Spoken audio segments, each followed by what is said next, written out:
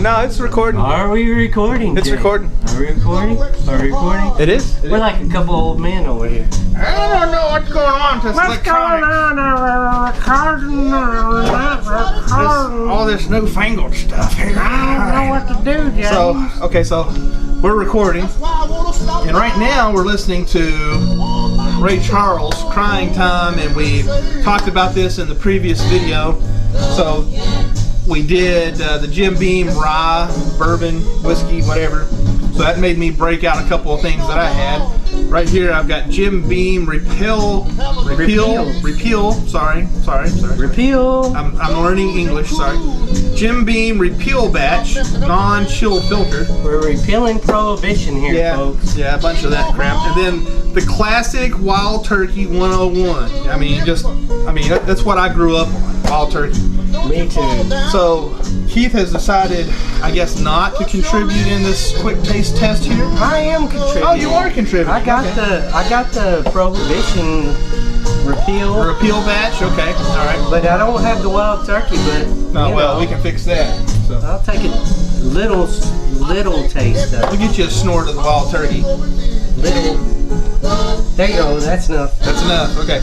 All right. So this is just a quick taste on 2 Kentucky bourbons here. We'll see what we like better. The Wild Turkey. Try the repeal batch first. The Wild Turkey. I want to comment on the color. All right. The color of the Wild Turkey. I don't think you guys can see that at home, but it's richer. It is. And the smell is richer.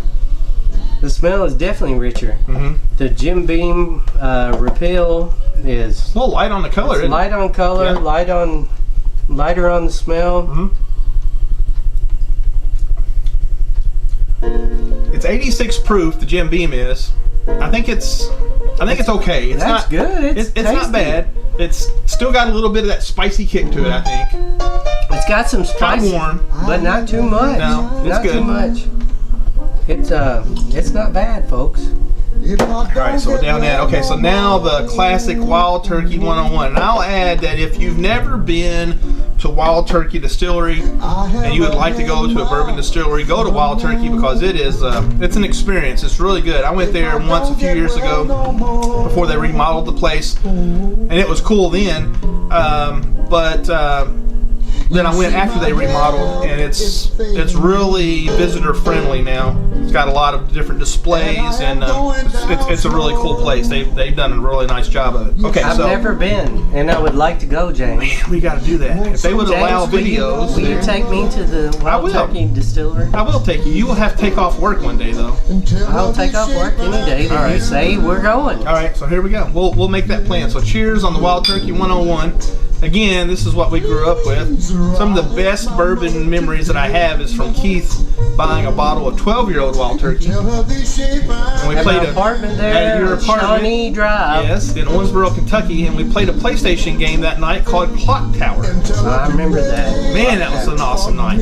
I think I also drank so much that I went outside to smoke a cigarette and fell face first in the snow, and they had to come wake me up and pick me up out of the snow. I don't know why I remember that if I passed out, but anyway. All right, so Wild Turkey, here we go.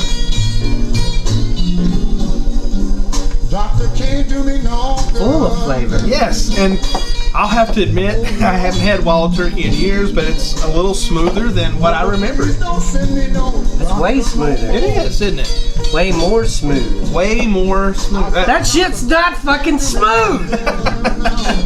No, it is. It is. Like I said, I hadn't had Wild Turkey in a few years, and it's got a bite on the finish, though. It does. That finish is gonna bite you. I like it. But it does have a lot of flavor. I would a whole put it up, lot of flavor. It does. I would put it up there flavor-wise with some of the better bourbons that I think that I've had, like Eagle Rare or even Weller. Well, they price it up there, you know. Yeah, they do. Yeah. Used to, you could get a fifth of Wild Turkey for $19 or whatever. You can even get it for 18 on. Well, that taste right there took me way back. Way back. A lot of crazy nights there, huh? Oh my gosh. And then I think the distillery, some of the houses burnt down, and maybe it's the Kentucky River that flows through there. The river actually caught on fire years back. You can look that up online and read about that. And And then it seems like ever since that happened, the prices just went up. So I don't know if that was I don't know. of course, it's not a coincidence that the prices went up after the Rick houses burnt down, but it's a good story to read about. So, all right, Well, so once you raise the prices, you can keep them up. Yeah, That's how it's like tradition gas. goes. You Yeah. know, like Yeah. gas. You know, you raise it. People, if you buy it, then they'll keep the price up. right, So, if you want the price to come down, stop buying stuff. right. But Wild Turkey has a rich history in pop culture. If you watch the movie Who Framed Roger Rabbit, the detective there, what's his name, Eddie? Right. Okay. I don't remember his last name, but It's anyway. like Duchamp or something. Something like that.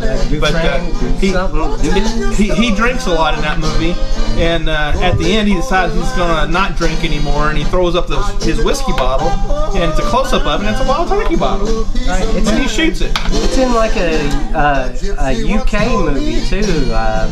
I forget the name of the guy, but the same guy that did Lock, Stock, and Two Smoking Barrels, Oh, yeah. Okay. Snatch, and all that. Yeah. I believe in one of his scenes, I believe there's a Wild Turkey bottle as well. And then also in a Sylvester Stallone movie, it's either Judge Dredd or something, I don't know, but anyway, somebody rides a motorcycle into a big display of Wild Turkey, crashes into it. It's a waste of whiskey if you ask me. Hopefully they just had a bunch of empty bottles and put tea in it or something, I don't know.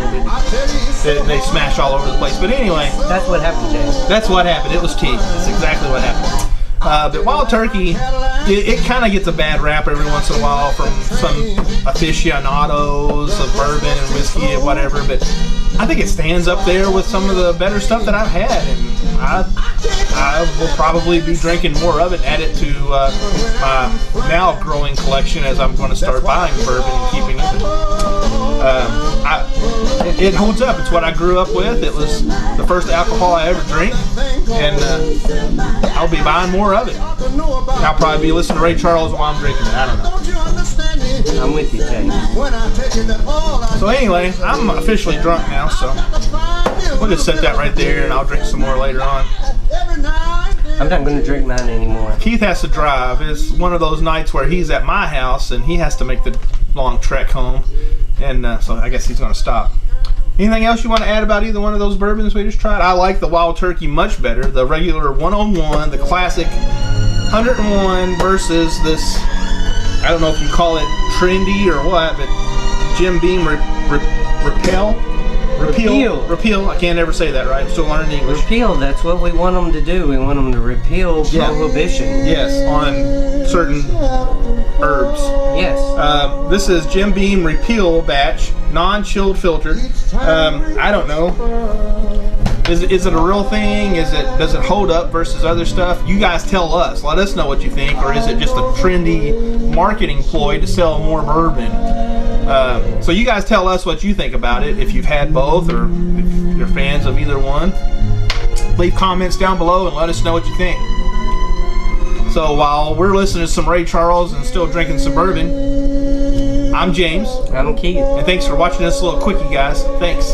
Bye.